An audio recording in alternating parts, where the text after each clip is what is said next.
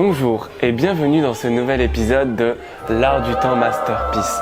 Aujourd'hui, nous allons vous faire découvrir des pièces à plus de 20 000 euros parce que beaucoup de personnes n'ont pas les moyens de se payer ce genre de pièces. Oui, nous sommes péteux comme diraient certains dans les commentaires et je vous emmerde.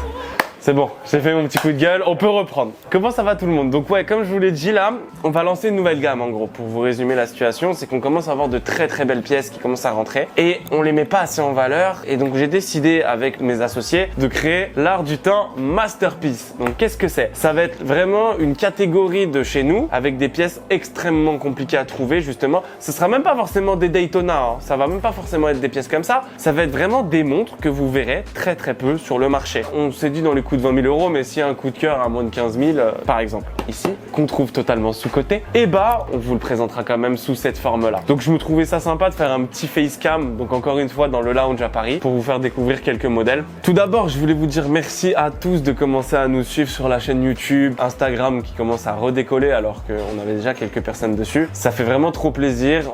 Venez vraiment nombreux nous voir dans les boutiques, on est toujours content de pouvoir discuter avec vous, etc.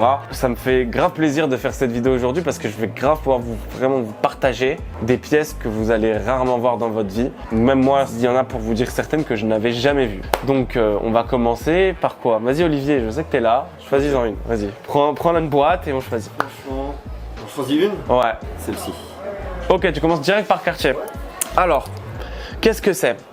Donc ça, on est sur une quartier qu'on appelle étrier ou calandre. Donc c'est tout petit, c'est tout en or, c'est en quartz. C'est vraiment magnifique, forme d'étrier hein, clairement, mais c'est trop mignon et ça existe aussi en modèle jumbo, donc un modèle beaucoup plus grand. Donc là on est sur un mouvement quartz et étonnamment c'est du 3 or, c'est-à-dire qu'en gros tu vas avoir de l'or jaune ici. Sur la anse qui va retenir l'entrecorne, ça va être de l'or blanc. Et là, ça va être de l'or rose. Ça va être super délicat à voir. Donc ça, c'est vraiment une pièce qu'on trouve super rarement. Pour les femmes, c'est super élégant. Vous pouvez vous amuser à mettre les bracelets que vous voulez de toute façon. C'est des montres totalement délire, mais qui peuvent être parfaitement portées pour une robe de soirée ou pour tous les jours si vous avez un style vraiment à vous. La couronne est d'origine avec le petit saphir noir et vous avez aussi la boucle qui est d'origine, absolument magnifique. Et vous avez étonnamment sur une pièce comme ça un full set. Le full set qui est vraiment notre bête noire dans les montres vintage. Mais bon. Voilà, quand on en a, on est très content. Donc ça, par exemple, ça vaut le détour. C'est super rare à trouver, c'est super mignon. Et ça, pourquoi je l'ai mis dans la collection Masterpiece? Parce que justement, c'est une pièce qu'on n'a pas l'habitude de voir. Ça, on l'affiche par exemple en full set à 6 000 balles. Et ça, c'est clairement une montre qui va prendre de la valeur dans le temps. Évidemment, c'est de l'ancien, c'est pas produit. Et c'est surtout iconique, quoi. Tu l'as jamais vu. Et on peut le très bien porter pour un homme aussi. Bah, la... C'est un petit poignet. Ouais, mais honnêtement, la jumbo, pour un homme, c'est terrible. Mais là, vraiment... plus pour femmes, clairement. Donc Clément, viens m'aider. Quelle montre tu veux maintenant? Vas-y. Mais carrément, il l'a ouvert et tout là. Alors ça, faut vraiment qu'on en parle. Mais surtout, je regarde la boîte. C'est une boîte peinte à la main et ça a une histoire assez particulière. Donc du coup, c'est la maison Vacheron Constantin et c'est ce qu'on appelle une prestige de la France. Donc attends, hop, on va ouvrir. Donc ça, par exemple, là, on est vraiment sur un garde-temps exceptionnel. Quand on dit qu'il y a des garde-temps qui vont marquer l'histoire, pour nous collectionneurs, clairement, ça en fait partie. C'est la première fois que j'en vois et je suis super ému d'en voir aujourd'hui et d'avoir la chance d'en avoir deux parce que clairement, on est vraiment sur des pièces qu'on ne voit jamais. Et j'en ai même 3. En réalité, j'en ai une en olive, mais celle-là, je la garde pour plus tard. J'attends de voir si on a la clientèle pour ça parce que vraiment, c'est des pièces dans une collection à garder vraiment. Et donc, j'ai une boîte. J'ai vraiment la chance d'avoir une boîte qui a été faite main, peinte à la main. Donc je sais pas encore avec quelle montre je vais la donner, mais c'est juste magnifique. Là, on est sur une Vacheron Constantin et là aussi du coup, prestige de la France. C'est des modèles qui ont été présentés dans les salons du Ritz en 1972, le 23 juin précisément, et qui étaient là vraiment pour célébrer, élogier le prestige de Vacheron Constantin qui fait partie d'ailleurs de la Sainte Trinité horlogère, comme vous pouvez le savoir. Et on est vraiment sur une beauté asymétrique tout en or 18 carats, mécanique sur les deux. Et ça, étonnamment, pour l'époque, c'était pour femmes. Celle-ci, elle était pour femmes. Mais aujourd'hui, je pense qu'un homme peut littéralement la mettre. Moi, je préfère presque ce modèle-là, voilà, le petit comme ça, que le grand, qui est parfait quand même pour épouser le poignet. Ça, c'est tout de suite un peu plus imposant, mais c'est beau. Ouais, moi qui suis pas avec un gros panier, mais j'ai un poignet, on va dire, standard, je suis un peu grand, ça me va. Et vu qu'elle a un boîtier asymétrique et incurvé, et bah ça va vraiment prendre la forme de ton poignet et ça va l'épouser, mais c'est magnifique quoi. Genre, encore une Cartier. Ça aussi c'est vraiment très cool. Encore une fois full set, super rare. C'est un modèle qui est ultra limité. par Cartier. Donc celle-ci, elle est de 1995. On est sur une magnifique Dual Calendar de chez Cartier. Forme tonneau, donc on est sur une tonneau Dual Calendar. Double mouvement quartz, mais elle a une particularité par rapport à toutes celles qu'on peut trouver sur le marché. Déjà, il y en a très peu sur le marché, vu que c'est une série extrêmement limitée. C'est qu'elle a son full set, et deux, c'est qu'elle a un double poinçon. Étonnamment, elle a le poinçon américain et le poinçon français. Et ça, je ne sais pas pourquoi. Et ça pourrait être l'objet d'une vidéo justement avec un ami à moi, expert en Cartier, que je vous présenterai incessamment sous peu, mais que vous devez connaître. Mais ça, par exemple, porté également. Je dirais pas que ça se porte tous les jours, ça a grave un charme. Après, le bracelet, c'est étonnant parce que c'est un 14 mm, donc du coup, c'est très fin.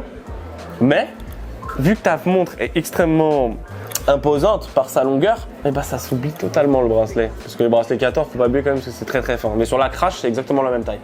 Mais waouh, ça c'était terrible. C'est vraiment terrible. Ça, on est aux alentours de 20 000 € parce que c'est une pièce justement très compliquée à trouver dans cette condition-là, avec l'or vraiment pareillé, jamais poli, quasiment jamais porté en réalité. Et magnifique. Je sais pas d'autres mots. En fait, pour vous décrire ça, des fois, je peux même pas vous sortir les histoires parce que je suis juste subjugué par la beauté des pièces, quoi. Oh waouh, c'est ouf ça. C'est l'extrait de registre. Parce que là, ce qui est bien avec la collection qu'on vous sort, c'est qu'il y a beaucoup de gens qui disent oui, il n'y a pas de boîte papier, etc. Bah là, étonnez, je vous sors des extraits de registre, je vous sors des full sets. On essaie de faire en sorte de vous avoir des. On passe sur maintenant, comme vous avez pu le voir, Audemars Piguet, juste ici. C'est une pièce qu'on n'a pas l'habitude de voir. Généralement, quand on pense à Audemars Piguet, on pense à quoi? Royal Oak. Royal Oak Offshore, Royal Oak Squelette, en or, frozen, etc. Là, c'est une Royal Oak, mais c'est une petite, en 33 mm, qui date de, et si je vous dis pas de bêtises, celle-ci de 1996. Bah, j'ai la date ici. Donc, elle date de 1996, et on est sur un modèle quartz. Elle est magnifique. Celle-là, oh là là, 33 mm. Sur le boîtier, mais en réalité, on dirait un 36. Porté, c'est beaucoup trop chic. Je vais vous la sortir. Elle avait pas mal de maillots, franchement. Et regarde ça. Regarde comment c'est plat. Regarde ça. C'est magnifique, gros. Audemars Piguet Royal Oak Quartz 33 mm extra plat. Osez me dire que le 33, c'est trop petit pour un homme. Je fais 1m90. Regardez, je me lève, on me voit plus. C'est bon? Je me lève, on me voit plus. Regardez. Comment on peut dire que c'est trop petit? Il y en a à peu près, si vous regardez bien sur les sites de revente, il y en a à peu près une dizaine. 10 dans le monde. Vous comparez avec les Royal Oak d'aujourd'hui en 42 mm, 41 mm, je sais même plus, en fond bleu tapissé. Vous en avez à la tonne à 40 000 €, 50 000 €. Enfin, je trouve ça absolument illogique. En plus, ça, honnêtement, les gens vont dire oui, c'est du quartz. C'est pas le chic de la manufacture Audemars Piguet. Eh oh, les gars, le quartz à l'époque c'était super noble. Et le quartz, oubliez jamais un truc, c'est plus précis, ça coûte moins cher en entretien. Oh, quoi que ça coûte un billet en entretien, mais ça coûte quand même moins cher en entretien et c'est beaucoup plus solide. Et ça, regardez, ça vous permet d'avoir des montres ultra chic en extra plat.